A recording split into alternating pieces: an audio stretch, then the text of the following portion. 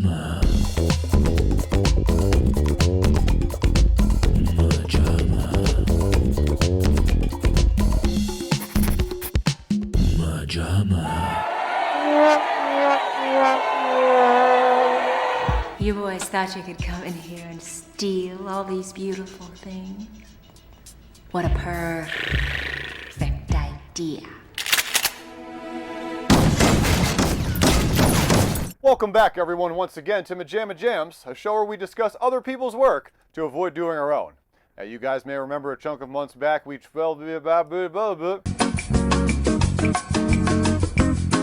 Welcome back, everyone, to MaJaMa Jams, a show where we discuss other people's work to avoid doing our own. Now, tonight's the second installment in our brand new feature, Trite Nite, where we take the claws to some very well-worn territory that definitely doesn't need another ass pounding, but why the hell not? Today's installment has been brought to you by our absolute #1 fan, our biggest regular viewer, someone that we probably don't deserve with how passionately he adores this show, Paulo! Shout out also to his stuffed sharks, Immortus and Mjolnir.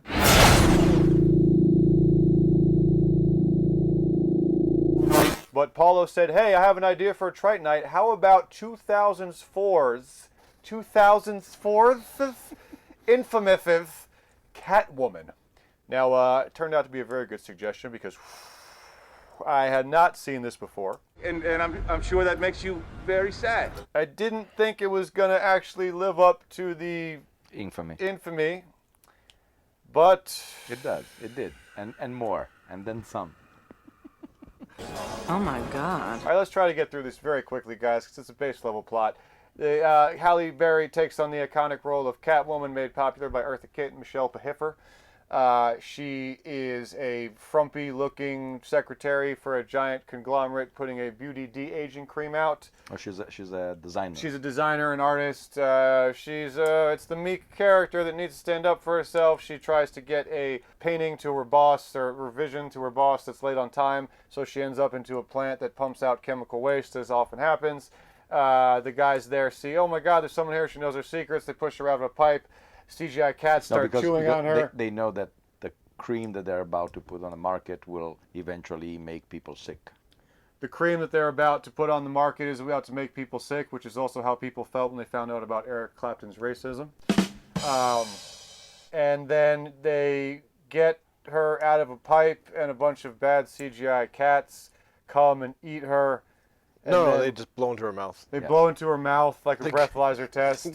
And she wakes up and she starts eating a lot of tuna. Oof. And Alex Bornstein thinks Benjamin Bratt can give her a good piping down, so they start a romance. But Benjamin Bratt uses lipstick to find out it's her. Sharon Stone has hard skin. She whacks her in the face off the side of a building, and she sachets in the final shot, shaking her hips like she's a fucking professional amateur.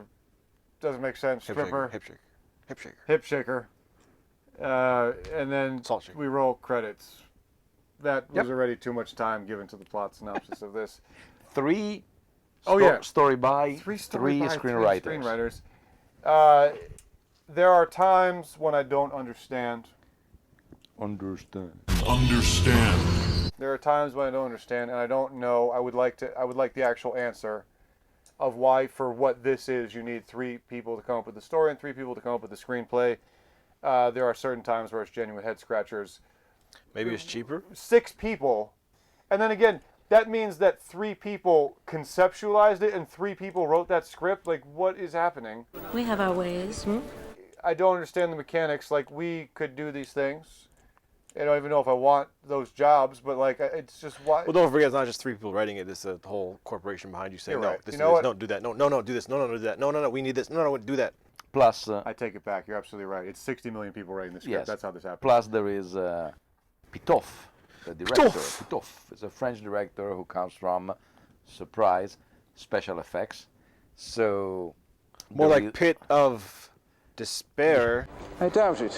You know what this exactly reminds me of? I don't know if you guys follow the tragic saga of Ray Fisher, who portrayed Cyborg in the Justice League movie, and his horrible mistreatment by the industry.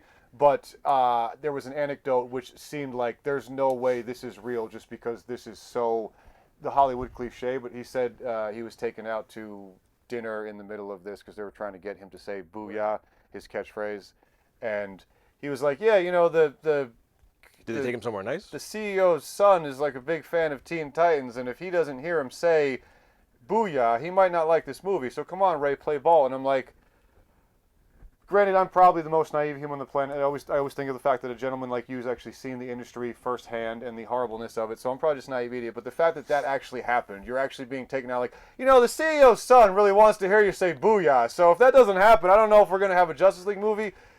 Why does anyone fantasize about getting into this industry? Explain why they do. Who would want to be in that? Hey man, you know what would really help this movie if the CEO's son heard you say "booyah"? Okay. Yeah, it's Dean Jones, favorite actor from the Disney movies from the 60s and the 70s. He said he was shooting a movie called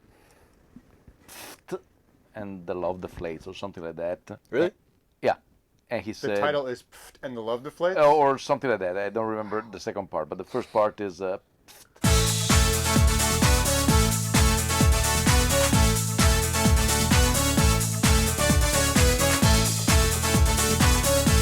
he said, and I realized that I would never understand the business because I witnessed firsthand a discussion on how many F's had to be on the part in the poster. Bringing me back to the infamous discussion of and exactly how many S's that translated to. I'm sorry. On this note of the shittiness of Hollywood setting the tone for this discussion, I know you were in the Italian Hollywood as opposed to out here, but you always tell me you left because you're like, I can't do what I want to do. So as someone who's been there, is it really like, look, if you want to be a part of this, you have to, but literally no sane human being would want this Viper Pit? Am I kind of reading the room right correctly? It's most of the time is like that. Like, yes. Look, kid, if you want to, okay, we all have to do stuff to get us. You're going to put up with it, but literally no sane person. Hollywood is, the entertainment industry is the shit fuck it's made out to be. I remember... It's a stereotype come true. Just to give you an idea, it was the host of a TV show, which was the equivalent of the Alex Trebek. He actually was at the Wheel of Fortune, and a big sponsor arrived and said, yes, and then we are so happy to be here in this business with you, and we want really to push this. And they had a little tray table that you could fold to stay in bed and work on your computer or something like that. And they said, this is the product that we're trying to launch, so we're very enthusiastic, and actually this one, we wanted to give it to you. And his answer was, well, from you guys, I would expect something more. Okay. And then this closet and this wardrobe. So there is always, yes, there is a bajillion of... I guess when you think about it, the casting couch is really the least of your worries. Yes. Yeah. Because... I've done way worse things than sucking some dude's dick for a role. That's all I got to do. Bring it on. Sometimes you see the...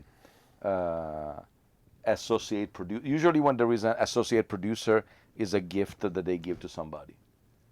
It's not really a qualification. It's just something. Like in Italy, there was the Optimizer. There was this bizarre title called Optimizer. It's like a supervillain. Yeah, and you say, what do you do? Nobody knows. But it was just like to give somebody, it's okay, we'll put you in the opening credits, you'll make money out of whatever. And... You are a Catwoman. Every sight, every smell, every sound incredibly heightened. Fierce independence, total confidence in human reflexes. So I'm not Patience anymore? You are Patience.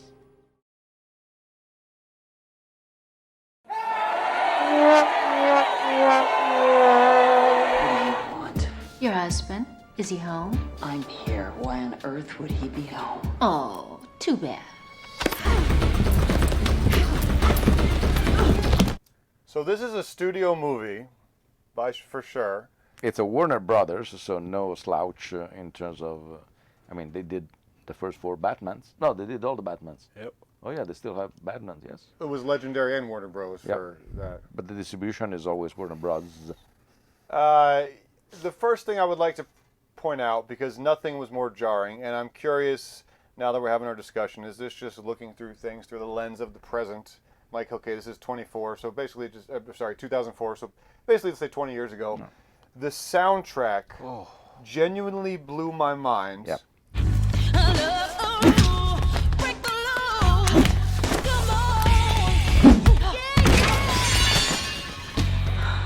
Now, I remember, I think I just saw it in my Facebook memory, so it's fresh in my mind, but I had shared an article where this Vice writer was bringing down Fight Club for actually being a trite piece of garbage. She talked about the cornball techno opening music, and I think my buddy Shep had been like, well, you know, everything's going to be of its time, so you kind of can't talk about the techno music, even though you might hear it now. It's like,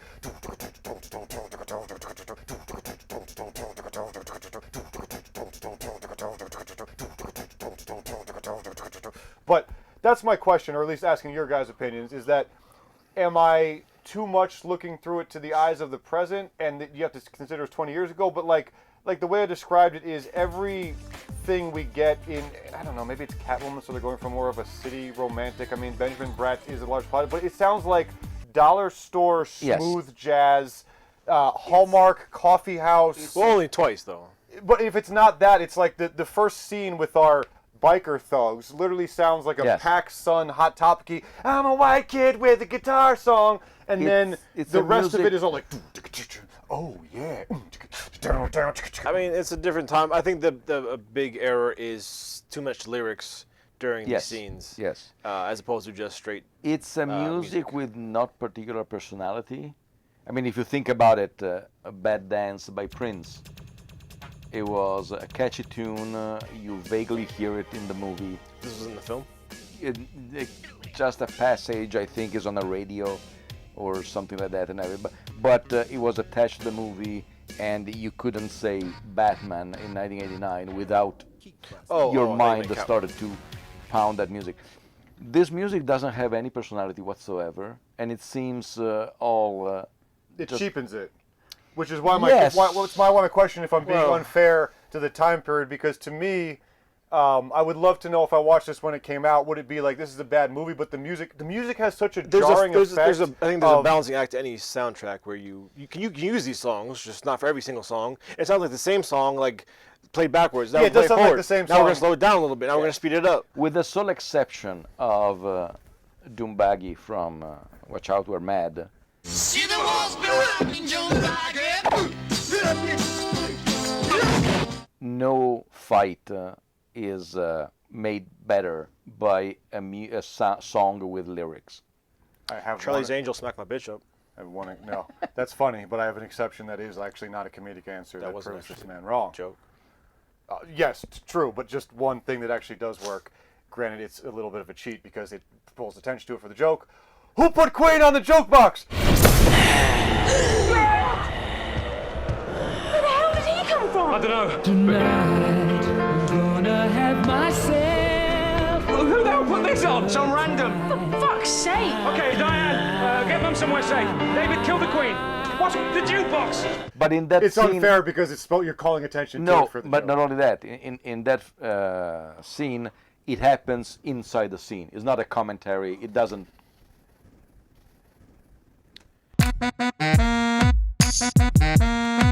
What about Duel of the Fates?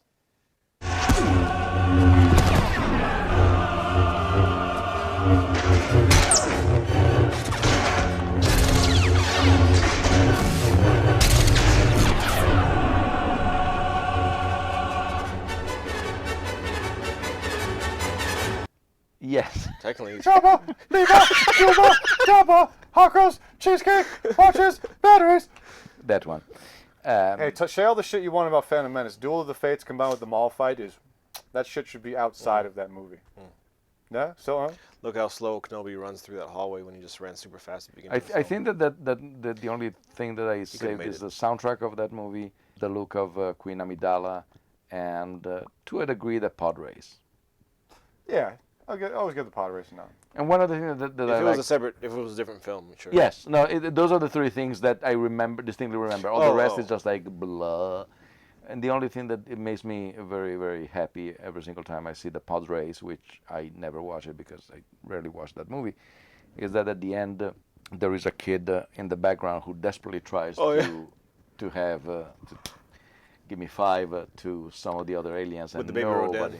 I'm sorry. The baby row. Wait. Yeah, there is a baby. Baby Greedo. Yeah, baby Greedo. Yes, and it fails miserably. You can't see shit in that mask. Probably, yeah.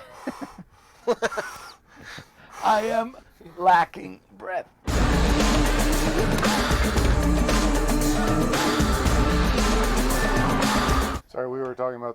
the music. Right, the in music general. never works. The music with lyrics never works for an action scene, and we get a lot of it here. Another glaring error right off the bat, and I was saying this happens sometimes, is that when you have the first origin movie, they will not give you a comics villain or who your arch villain was in the comics. They'll be like, hey, you're working for a corporation. In this origin story, the big baddie is the corporate overlord who's trying to hide something, and here we get that to the worst possible effect, where at least Sharon Stone. at least in any other movie, and again, I know I didn't see it. You showed me the fight, I think. I know the cheetah fight that Wonder Woman 84 climaxes was not necessarily good.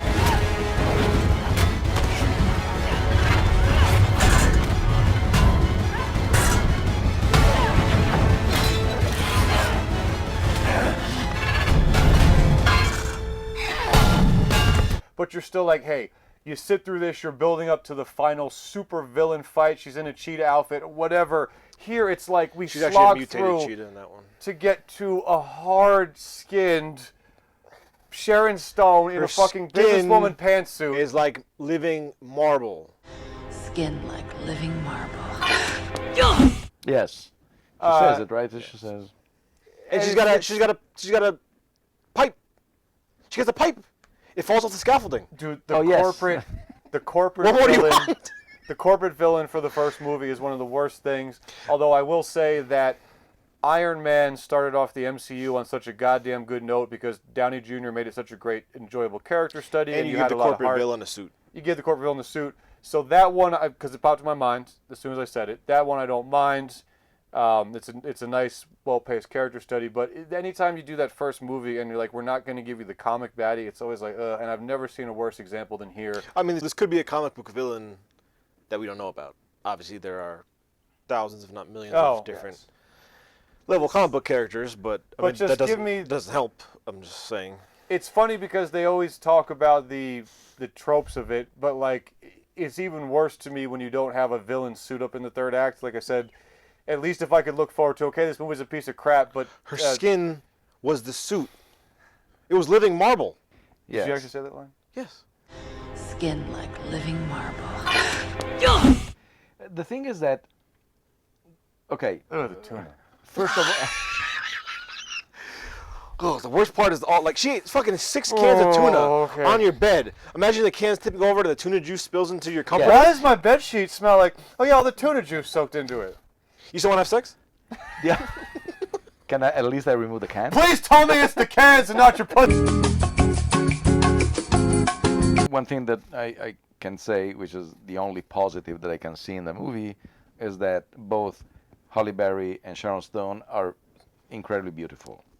Which is another reason it's hard to believe the frumpy, meek. Right, exactly. Yes. Actually, funnily enough, I was gonna say It's fucking Halle Berry. you guys pointed out like they took the frumpiness so over the top in the Yes. beginning. Like she's but- wearing like 3 sizes too big. and I, yes, I yes, agree yes, with that. Those pants Yeah, are I ridiculous. agree with that, but the funny thing is they do such an overt job of making her frumpy that I actually, I had that exact thought. I'm like, I'm forgetting Halle Berry is gorgeous because you're dressing her so freaking stupid looking. And then and then when you do the hot one, as Matthew accurately bullseye pointed out, they give her the fucking Karen cut. To a fucking They give her the T. exact Karen The cut. swipe, I'd like to emo speak to kid a haircut manager. with the spike in the back. Yes. All I immediately thought of was Kate Gosling. Yeah. Yes. Exactly. Ryan Gosling. Ryan Gosling. That's his. mother. Kate Gosling from Kate and 8 plus 8 and rape. The rape came later. John and Kate, hemorrhage, the fate. What is wrong with you? The two worst offenders to me and of the movie are one conceptually. Is that a word, right? Conceptually? You didn't like that Egyptian cat montage in the beginning? No. It's a movie that is not sure whether she has superpowers or not. It's never really clear. She has cat's movement and speed, but sometimes like when she teleports through a wall or something, or she jumps from the street floor onto the balcony. It seems worth pointing out that you made the comment, hold on, I remember this, a buddy sent me this clip because she teleports. What Mateo meant was there's a very funny editing where it looks like she goes from here to here. No, it's not even an editing. She's just like against a wall. She backs off screen. Two guys around a corner, and she appears behind the corner. Right. But where she's coming from is not around a pillar. It's a wall. But point being is that this movie was so Like Spidey, insert adjective here that when Mateo says she teleports, I literally thought we were going to get a. I'm not kidding. I was so whatever the fuck, and like you said, they don't define the powers, that I thought you meant we were going to see her Star Trek. Right. I shit you not. And then I was like, oh, he meant it's like a shitty. It's filmed weird. She looks like she teleports. I thought we were going to see this bitch Star Trek out of here. They're gonna shift change in a half an hour.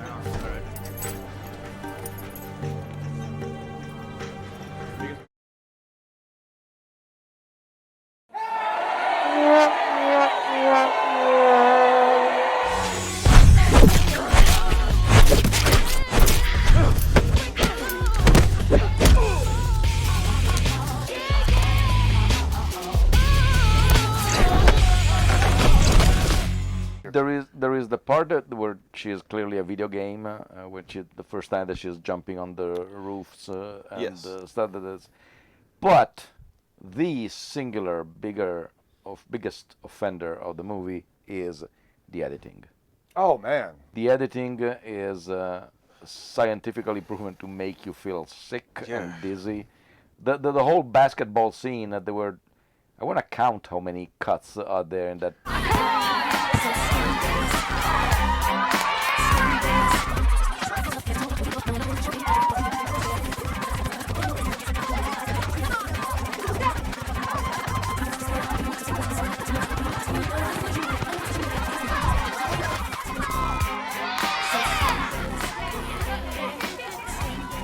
Can we have our ball back?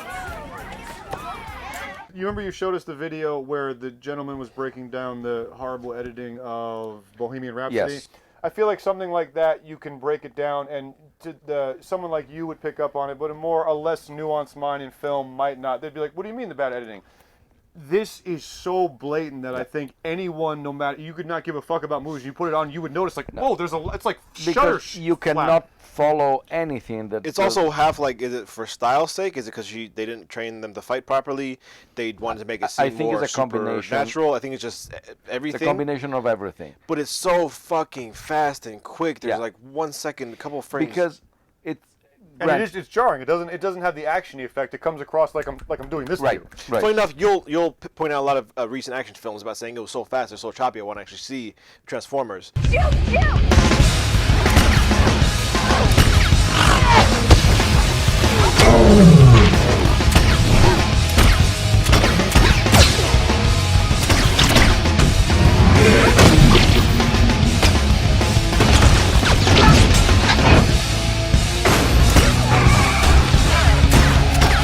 I want to see the action. I want to know who's fighting who, what's happening when. And there'll be a lot of times where I'm like, okay, well, I still kind of like that. I can still accept that for superhero fights because they're just so superhuman, and you can't really necessarily put that into slow down pacing.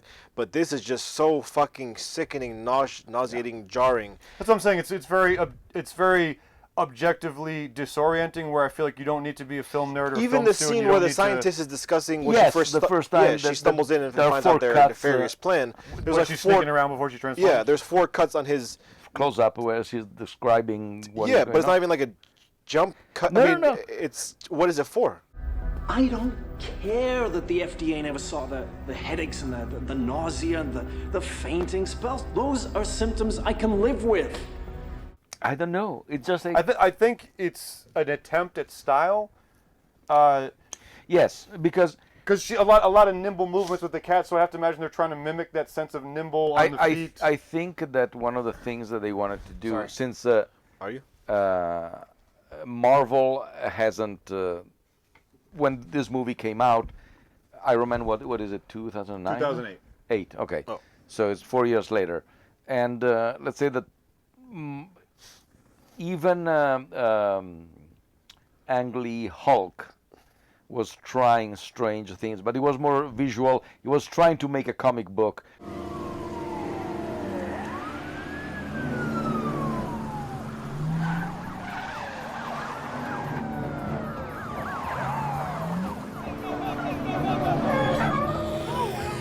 with all those weird transitions and the panels. I on the still screen. appreciate that, even if it didn't fully gel. too I still, little. Yeah, I still, so I still at appreciate least what they tried to do with This it. one instead, there are so many CGI shots of the building coming from above, coming from the below. CGI swoop shot. It literally seems like the guy was like, "Hey boss, I'm going to be doing your fucking editing. Do you know what I just got a pack of? I just got a CGI swooper pack. We're going to be putting because every shot is like, always to the same building, and it's a lot of those shots are nice when they don't call attention to themselves. Yeah.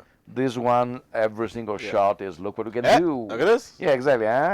Mark my words. Whenever I drag Fear and Loathing on the show, there's that car driver swap shot that has fascinated me for life. I cannot wait to ask Mateo about it and discuss it on the show. Do you know what I'm talking about? Ask him now.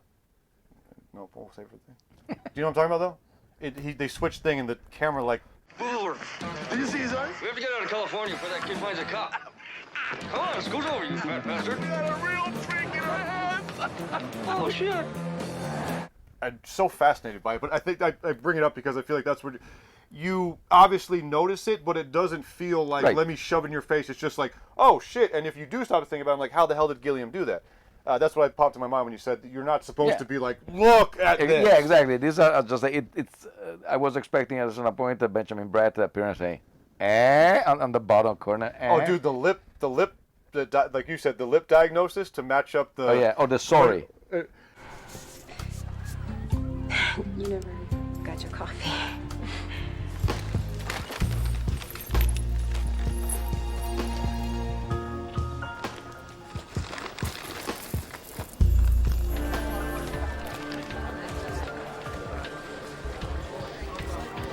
There are similarities. Shape of the S, harsh stroke of the R's. Were they written by the same person? Well, it's not an exact science. I mean, look, like you said, we all kind of accept it's a part of our American pop culture, Superman and Clark Kent, so whatever, we go with it. But, like, I've known you, granted, he hasn't known her my whole life, but they've been intimate, they've been dating, they've been spending a lot of time together, their faces have been close. You don't put on a mask, like you said, the eye holes are massive, and you just have zero recognition that this might kind of, again, it's not like, oh, there's Catwoman down the alley. It's like, you're here with Catwoman. You've been dating Patience. Just don't show her name is Patience. Don't show the lab analysis. Just show him suspecting it. Yes. Just show him alone in the apartment going, wait a second. Picking up the fingernail on the apartment. And he's, he's supposed to be a detective, and he's just... Plus, they both smell like fish, so just make the connection there. And it's clearly... which is also one of the most irritating things, is that they did spend money in it. Oh yeah, what was the budget? Did we look up? I don't know. Just imagine her throwing up all the tuna fish on the carpet in front of Benjamin Bratt, and then she eats it again like a cat. Okay, I'm gonna call the day to an end now. She on all fours and starts eating her own tuna throw up. Halfway, and when I'm making sex, she's hacking a hairball. Dude, and that's another thing too.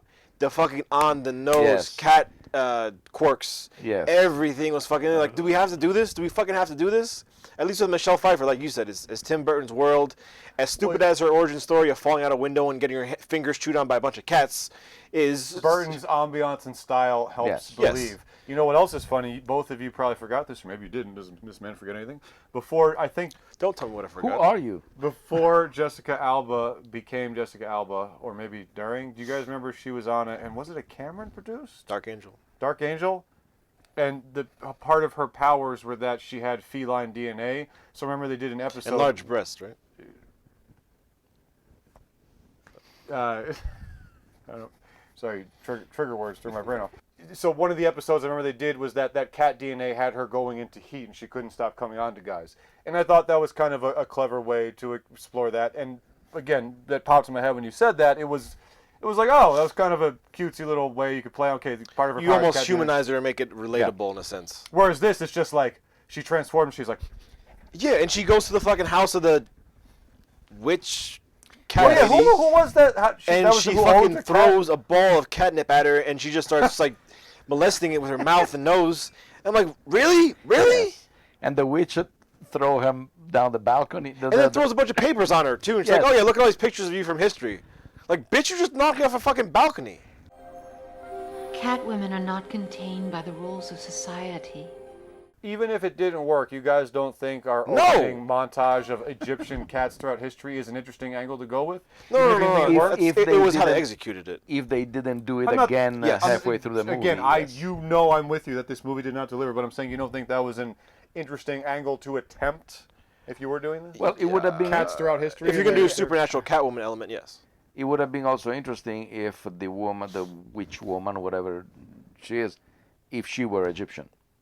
Yeah, So instead of a that white at lady. least But instead, it's a white lady again. Socrates. No caffeine. It makes him irritable.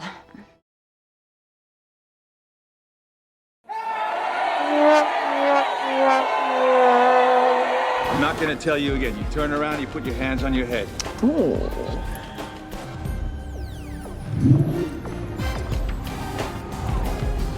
And there is, yes, the fact that, for instance, they say, I can live with it being addictive, but these side effects from the long-term studies.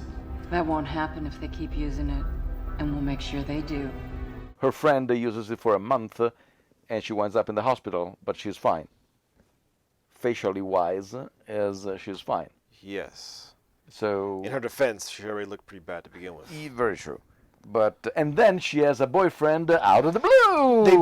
That was genuinely I'm confusing. wondering if they mentioned it like she met him through hospice. They had to have, right? You don't just throw in the last shot of her with a dude. Yes. And No, not only that, you throw her with a guy, and her other annoying co-cubicle neighbor, the oh my God, the gay guy, the guy who makes you realize how far we actually have come in gay on-screen Yes. representation. He vanishes halfway through the movie. Whoop! You don't see him anymore. He gave her the suit too. Shouldn't that be a little more? Why add him in at all? Yes. Why Yeah, add him in exactly. at all? Dude, Just his make it all first about Alex. line is literally, and I'm not. This is his cliche action. Like, Hey, man sandwich, 12 o'clock. Fat cock coming through. and it's just everything about the delivery is when we got to something like, isn't it romantic? What's the Rebel Wilson kind of bad CGI sharks? I'm stuck in a romantic movie. Oh. What's it called? Isn't it romantic? Is that what it's called? Probably. I don't know. We get to the point where she, in that movie, has the gay best friend. I got mugged last night, and suddenly my apartment is tits, and my neighbor Donnie is setting gay rights back like 100 years. And you laugh at it, but you don't realize the resonance of that till you see something like this. And like I said, he literally just pops over the cubicle and in a completely effeminate cliche voice goes, "Girl, man sandwich coming. You need to ask him out." And it's like, yeah. I mean, Yes. those guys do exist. I've seen them. Yes, but at least give him. Not in my personal time. Driving through West Hollywood one night on the way to get laid. That's her. By a woman. You gotta go through that fucking. You feel the despair to get to It was the. me and Eddie Murphy. At least if you, I mean, I'm all in favor for a character like that, but give him a purpose, give him something. You gave her the suit. That's true. They gave her the leather suit. Yes. In case of a dating emergency. Which it's also, not a bad idea, but you don't, like he said, you don't have that be what they get. It's just like a fucking army leather vest. Once again, Michelle Pfeiffer.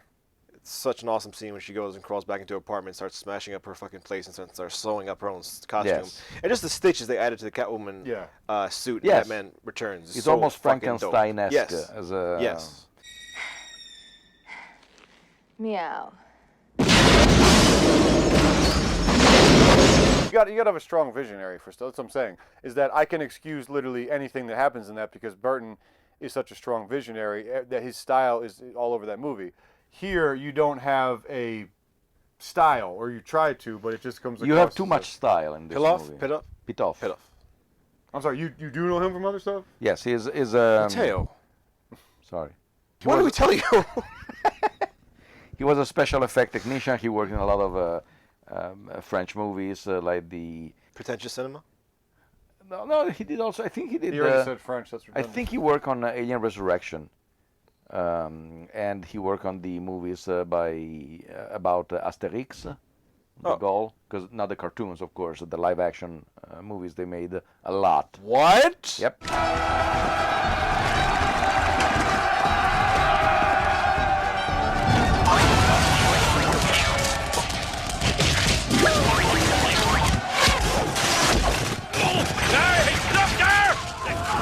To the right! and Gerard Depardieu played the Obelix. From what year? Oh my God! 80s? I think that now is about to come out the 6th or 7th movie. Oh, they're still making them. Yeah, yeah. Damn. With different Asterix and Obelix. So Too bad we didn't get that many Danger Diabolics. We're a bunch of helpless jackasses. But yeah, it looks like that he wants to put too much style. The sequence on the Ferris wheel. Also, there are shots that come in, zooming and pan and stuff, and it's. Also, I felt like I said it's a little. I mean, I know he's a cop. He's supposed to be in peak physical shape for the job, but the fact that he just decides to climb down the Ferris wheel and then she, I mean, kind of jumps down quicker, saves the kid. But I don't know. Just don't put a normal human doing something that makes your. I mean, it's not that big of a Ferris wheel.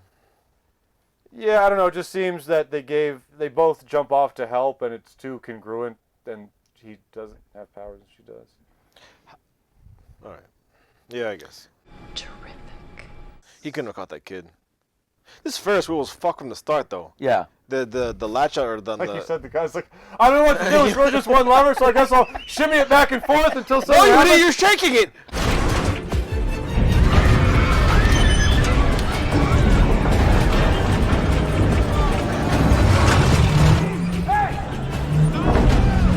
Well, also, it seems very like, yeah, okay, yeah, we haven't really shown her powers, so they're on a date. The Ferris wheel comes off, yeah. Yeah, we need an action sequence of some sort. Can we figure out all the cat cliches? Meow meow meow meow meow meow meow meow meow meow meow meow meow meow meow meow meow meow meow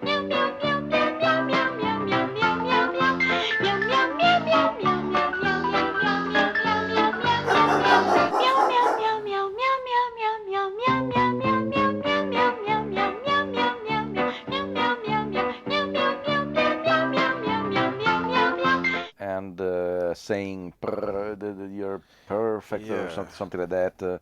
I guess no one should try that if you're not Eartha Kitt, you know? Our next move is to purloin and, if possible, permanently purge Batman, Batgirl, and Robin, the Boy Wonder. Plus, you're cramming in every cliche. No. Once again, 66 Batman, it works for that. Yes, but that's the thing, because the 66 Batman was kind of like a winking one. Yeah. Sometimes you cannot throw a bomb. Tone is God, huh?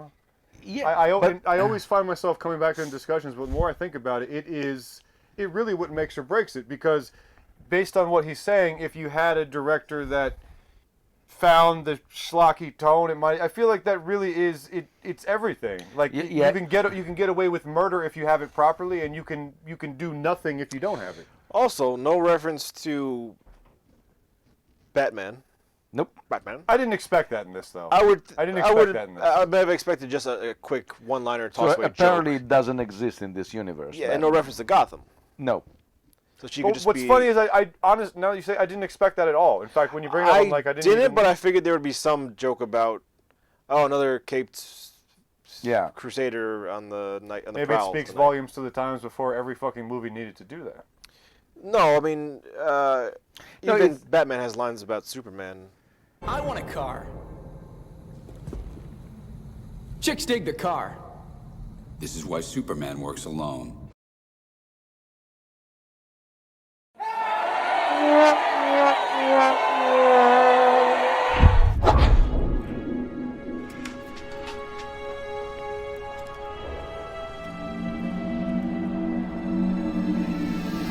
So this was right around the era of... I'm sorry, what year was Batman and Robin? I think it's 98. 98. For sure? No. Alexa?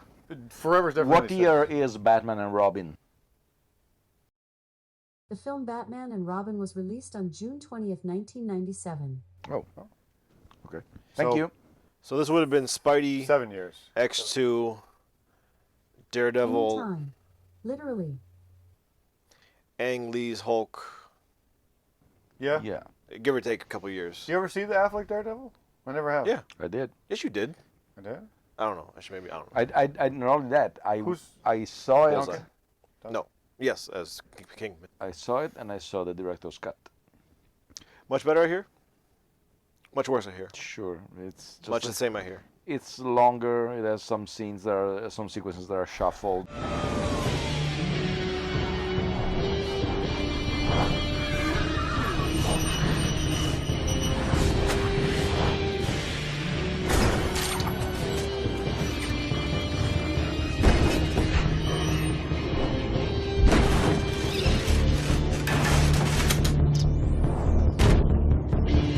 So yes, this movie doesn't quite define the world that it takes place in, because the city. Generic. Yeah, Generic the city, city is generic never. corporation. Everything's just generic. Yeah. Just milquetoast, bland. And the thing is that, which probably is the biggest, because you may like or not, mostly not, but you may like or not the Batman and Robin with George Clooney. Mr. Freeze. But at least it was done with a kind of like a winking tone. Louder, come on, sing, come on! Yes, come on, louder! There's still a vision even with the camp. Yes, and it looks like that you say, okay, I'm doing, I know exactly what I'm doing, and all the bad puns by Schwarzenegger and everything. Cool party. This one, everybody's so serious, so into the. There is not a moment of actual joy of doing. Hey, we're doing something fun. Yes. Everybody is really. Everyone looks like it's a paycheck movie. Yeah. Even Hallie is. That's why I kind of asked. I was watching. I was like, man, she's gorgeous. But like, I'm trying to think of one, and not even hating. Just my stupid brain can't think of it. But I'm thinking of like the Flaps ones like this. I'm like, what's one she's really in? Because this everything just seems like you said. You show up for a paycheck. There's not a real spark to anyone. The purr stuff seems a little forced.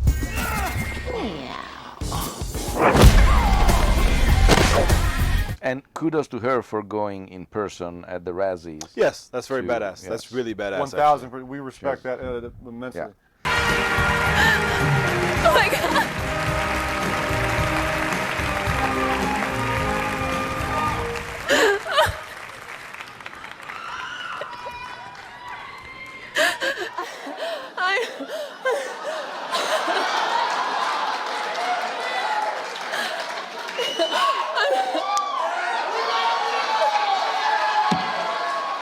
First of all, I want to thank Warner Brothers. Thank you for putting me in a piece of shit, god-awful movie. Honestly, anyone who shows up there and does that Yes, is cool yes. as fuck. Anyone that has shown up to the Razzies is cool as fuck. But Plus, I mean, as much as you can do with this script and story, she was fine. Her and Sharon Stone are professionals. Yeah, exactly. I mean, at least you tried. You say, I'll try. At least, yes. One of the things they are very serious, but at least nobody's sleepwalking through it. Yeah. You know what, dude? I obviously know, because I hear the voices that a lot of people would be like, no, X, Y, and Z definitely did. But to me, this is why I enjoy the MCU, is because I never get this. Yes, I walk out of ones that are like, they wasn't up to par with the best of them. Ones were okay. Ones maybe felt like a placeholder for the next one. But I never walk out of an MCU movie. And again, I know there are people who do.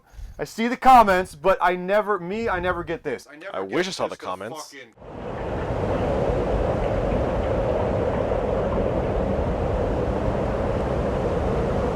I think that this universe, as it's called Mku, right? You got it right. The Mku, yes. The Mku, they know what they are. They say, okay, we're coming from comic books. Our logo are actually page flipping that become Marvel.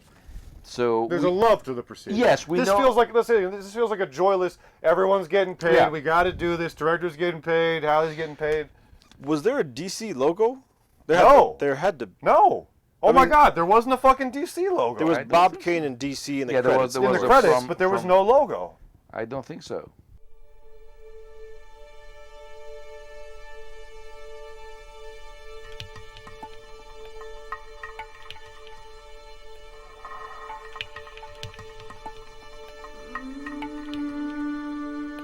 Very interesting. What was DC doing at this time? Oh, but we were saying Batman and Robin a couple years beforehand. But that's still a good chunk. That's 7 years. So what was DC putting out around this time? You're talking about Dick Cheney, right? Yes. He was shooting shot the bird guy. shot And into people's faces. people- No, but that's a good point. So Batman and Robin was 7 years before. So what was DC pumping out around this time?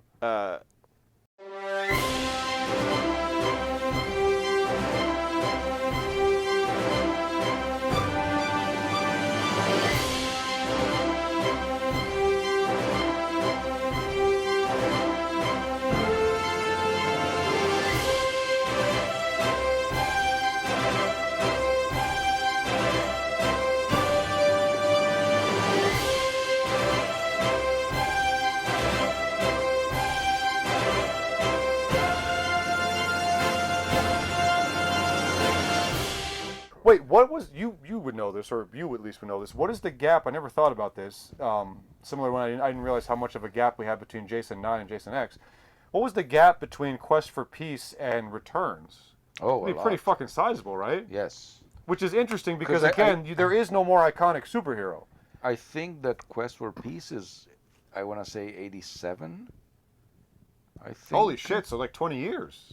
Yeah, pretty much. So the title is actually very true. At least they came back with a bang.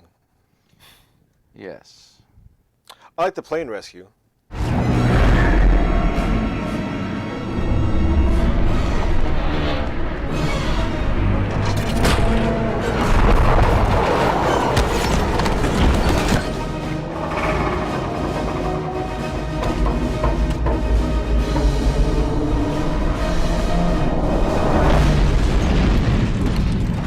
We all like the plane rescue. Yes, and the fact that they use the same line that Christopher Reeve uses in the first Superman when he saves Lois Lane from the chopper. Well, I certainly hope this little incident hasn't put you off flying, miss. Statistically speaking, of course, it's still the safest way to travel. Well, I hope this experience hasn't put any of you off flying. Statistically speaking, it's still the safest way to travel. The biggest mistake of Superman Returns was using the soundtrack of John Williams, because everybody was you say, okay, you are telling me, make a comparison with the other one and see how this. And please forget about 3 and 4. Yes, well, that's usually. And it's funny because you're like, oh man, you know what the problem with all of those is? You're not giving Earth's most invincible, powerful superhero a worthy foe, so we can just go to town and beat the crap out of him, see what he did, and then Man of Steel flips the switch the other way, and you just get.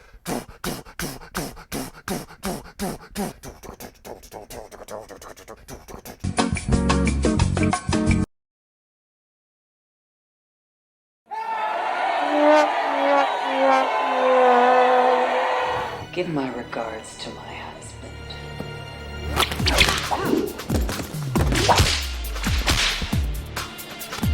How sweet. Thanks. Now I can kill you both. We were kind of, Mom and Dad were like, oh God, so we were kind of going to bat for it, but I don't remember us being enthralled. It kind of also had another effect. With what? With Man of Steel. I hated it. Yes, Mom and Dad were completely like, oh, Jesus Christ. So I think in that we were like, it's kind of this. But I don't remember me and you being like, holy crap, they got him someone to kick ass and he's fucking. I think we were kind of like. I remember that about 6 hours in, I was saying, okay, I hope that they stop beating each other up in Smallville because they're leveling the town. It's just a 40 minutes of fight that is absolutely the most atrocious thing that has ever been put on screen. That was the remedy. Like, can we get the invincible God, pummeling a worthy foe? So again, I don't know how the fuck to make this guy work, to completely switch the discussion off of this boring superhero. You like your sushi, huh? It's good. Like, I don't know how you make Superman work. I think Superman, at least in my opinion, has always worked great as Justice League. Make him be one of many. Make him be a leader to the other misfits. Yeah. I think he works great in that respect. But on his own, he doesn't have the most interesting rogues gallery. Even with the comic books, at a certain point, that they had to come up with a Kryptonite because they say, okay, he can do everything. Yeah. And it's... But Steve, that's... And I mean, you can. That's why I even gave Lex Luthor suits and technology and all this other stuff. So you can do that. You can make him in the mech suit and fight Superman. But it's just everyone just felt so fucking flat. Yes. Was Lex in Spacey? Yeah. Yeah. Spacey was in Superman Returns. Yeah. He had the plan of creating an island that would destroy a lot of stuff, and it was just like a block of rock, and it was. Yes. Such a bizarre. It's a bit dismal. Yes, it's such a bizarre. It's much more back then. I did translate for Italy, of course, almost everything, the behind the scene of that movie, and virtually everything from that behind the scene was much funnier and entertaining than the movie itself. I eagerly anticipate working with Kevin. We've had some run-ins at the studio, Kill Superman. Kill him. Kill Superman. He's got this cart that he's made up.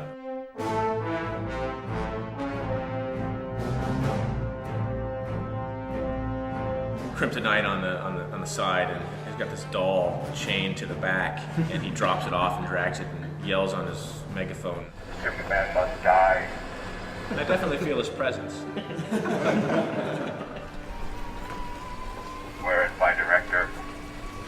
Bryan Singer. It was entertaining, much more than the movie that it was, again, something lifeless and joyless and much like this one movie. just feels cheap. Which again, I'm wondering how unfair I'm being to the old CGI, the old music, but funny enough, there were some scenes where I saw the CGI, I'm like, okay, for its time and for 20 years later, it doesn't look bad. Yeah. Surprisingly. But the jump effect is not hard. Maybe not that, but like I think the scene where she's robbing the jewels, there's a scene where she's running around. She's running on the walls, and it didn't look terrible, and I was surprised to say that. No, it relies too much on that. That's why at a certain point I told you they're sponsored by Nintendo, because there was that sequence of her just like jumping on the roofs that it looks like I was looking for a joystick. It's just, and I think it's weird they just kind of plucked this character out of the ether at this time in history. Like, why? What are you doing? Hello. Which always goes back to my point of how the fuck did you pick Howard the Duck as Marvel's first feature film? Jimmy, do you like to see what I see? A talking duck? Yeah, that's it. I've been doing too much toot. Shoot! Fly away! No one laughs at a master of quack fu and a hot second! Jimmy, okay? Well, again, that's what. How do you pick the Shazam or the Flash or Doctor Strange to have pilots back in the 70s, 60s, whenever it was? And Spider-Man.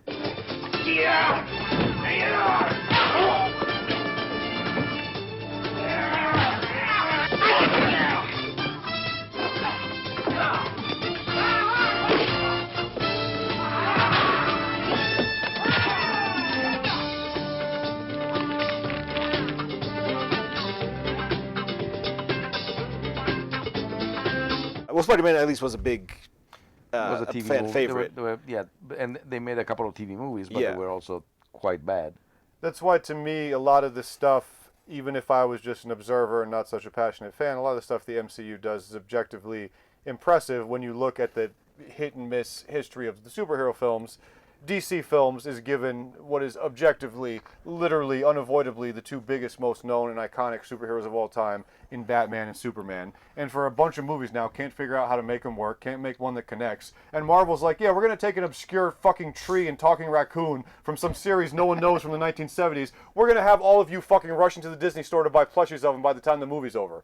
So, like, I know, again, I'm not blind to the fact that a lot of people are dissatisfied with Phase 4 Marvel, but they're picking out characters, and like Miss Marvel, I was like, okay, I don't know that, I don't know if I could relate to a teenage girl superhero, and I had a fucking blast with that series. Again, I know a lot of people think they're failing, I'm not blind to that, but I'm just, when I see the spotted history of this, I'm like, you guys are picking obscure people and making them fucking click, and then DC is just scrambling. Well, don't forget, because you're using these giants, it's a huge weight on you to get them right.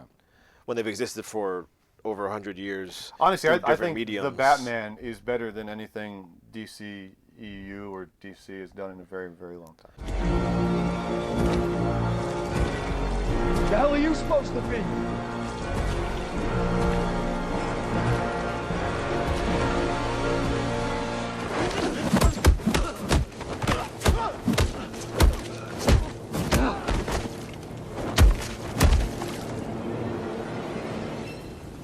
I'm vengeance. I think Batman's so beloved, and you can do him in so many different, not genres, but so many different styles and tones. He translates so well to between cartoons, between Batman, Brave and the Bold, Super Friends, The Batman. Every version of Batman is a kick-ass one, from the goofy-ass camp over the top to the super serious, of West, to the super seriousness of Bale, to the kind of, serious but goofy in Burton world of Keaton. For some reason, to the goofy Super Friends, to the gritty dark. Every iteration of Batman works. He's like the ultimate comes down cool. to the mostly because Batman, I think, is after all, is still a human being.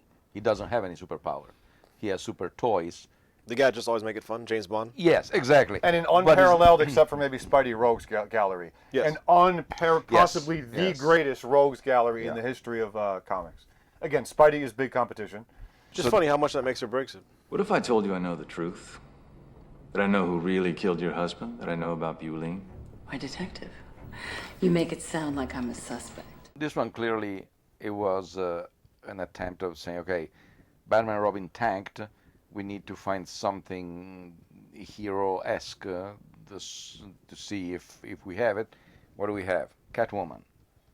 Did you see this back in the day? What else we got? I seen parts. Because you were always bigger in DC sometime than me. in life. Of what? This one? Oh, okay. But I'm saying when it came out or like recent years? No, a couple years ago.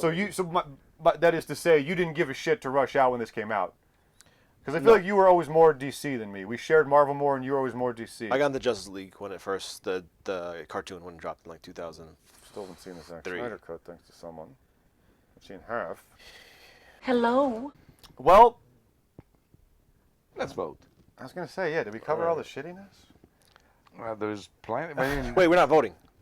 Oh, no, it's Trite Nite, yes. We don't vote for Trite Nite? Yeah. No, I thought anything jams, I think we still vote. No. It's on Scraps, we pick a favorite line or something else. Yes. We still vote for Trite Nite. It's a jams. I'll start. I think we voted last time, but okay. We did. I think we picked. Did we think it was going to be worse than we remember? But we haven't seen this one. Ghostbusters. We said, hey, do you think this is going to be? Do we think this is going to be worse than the first time we saw it, or do you think you're going to be just okay? I can accept it a little bit easier. But since we haven't seen this, we could say, do you think it lives up to the expectations of how bad it was and how? I'm sure we didn't vote. I feel like I would always insist with jams we vote. I think we voted. I don't think we voted. We're going to vote for this one because we haven't seen it. Okay?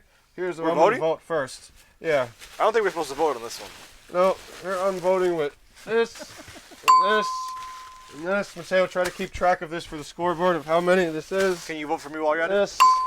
I'll start off. It's kind of the cardinal sin of being boring. When we got to the third act, I realized I just had no investment across the board, didn't care. I didn't have it at the first act. From the start of the credits to the end of the, however it ends, it was terrible. And you had the same vibe of, ugh. Oh, I at least the look of Catwoman and the fucking hieroglyphs on the wall. I was not excited by the hieroglyphics, but I at least thought this is a interesting angle, the history of Egyptian goddess cats and stuff. But it doesn't come into play. You know, I'm just saying that because you made the joke, not really joke about. Plus, it seemed to be pulling from a lot of historical cat all deities, that is to say, as opposed to, hey, let's go with this idea that cats were revered in ancient Egypt and they were seen as gods, as opposed to, oh, this was a Catwoman here. Okay, Catwoman were revered in Egypt. They were pulled and plucked from so many different places. It was just a hodgepodge. In the beginning, I was more open to what's this going to be like, and then by the end, it was just a series of images because I had no investment in it. At the same time, I don't know if it deserves the ultra harsh. Nothing thrown is the best. Over the back. Under the I'm going with 5. 1, 2, 3. Thank God he didn't. I thought you just said 5. 5. It's funny. I was thinking just right. The 0 was the nothing, but 0 was actually means it's fucking great. So what's the worst in 5? 5. So 5's the worst. All right, well, I'm giving it a 5 then. 5 from Jason. Everything just kind of fails. It's not, as whatever that gentleman's name was, 100% pure fun and excitement. Maybe a strong 0.1% for a moment when she kicked Benjamin Bratt in the dick playing basketball. She didn't do that. Yeah, I imagine in my head. Make the movie better. Yeah, just kind of nothing to grab onto. She knocks him over. I think it would have cracked his skull against the pavement. And then the kid arrives and, can we have our ball? Yeah, like they're not impressed by what just happened. He's just pirouetting off a fucking wall to do a slam dunk. He's like, all right, well, can we keep playing? Then again, fuck kids. Yes. I mean, don't. But yeah, we just did Bill Cosby. Yeah. No, he doesn't. No, he's just like, well, yeah. Yeah. Kinda. They were at least. That girl was 19. I'm gonna go with the same thing because I thought the movie was bad.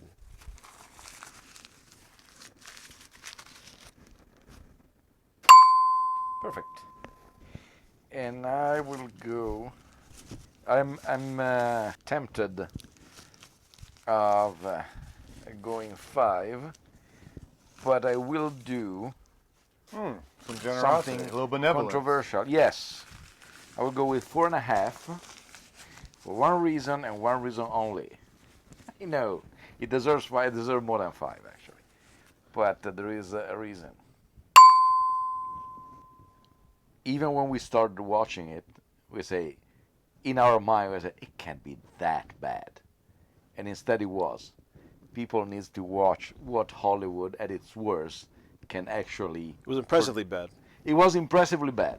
It was superlatively bad. And it was a fun watch with you guys. It was. Yes. Don't watch it alone. That's don't watch it alone. Watch it with your friends. Yes. Yes. It was a. Wasn't that the tagline for The Ring? Or no? Probably yes. Yeah, I think you're right. Don't watch it alone.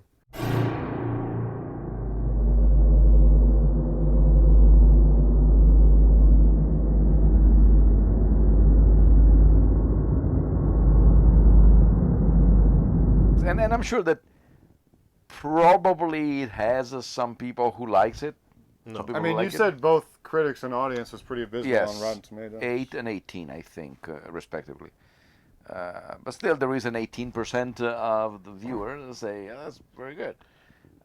So I don't know what brings it, but kill them. It's yes, kill them. MaJaMa.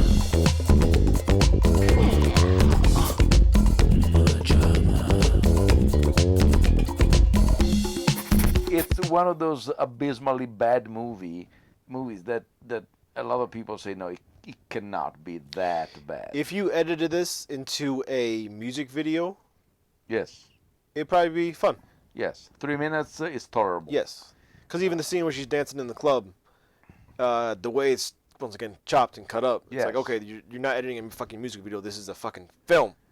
Yes, it has too many video edit sequences without the energy of a music video. Yeah. It looks like that you're editing the music video to classical music or something. There is no. It needs to be supported by the music. It needs to be supported by everything around it. And this one, every single sequence is not. Hello. Well, this has been our second Trite Nite. You asked for it, Paulo. Yes. You hate this thing too? Did you ask for it because you hate it or because you like it? But, you know, guys, we do take requests. 5 of you that watch this. The only request we don't take it is stop it. Yes, because we don't have anything else. Yes. And also, I know your guys' timeline is all messed up. We are about a year in. More than a year in.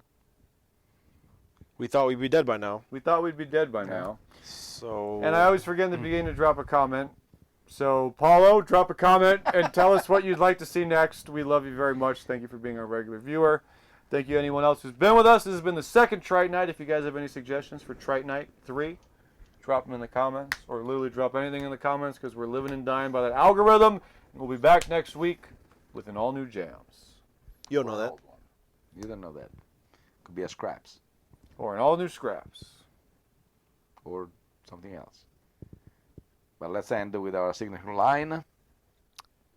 I would like to leave, please. Yes. The old catchy will be in our t-shirt store coming soon. I'd buy one. I'll give it to you.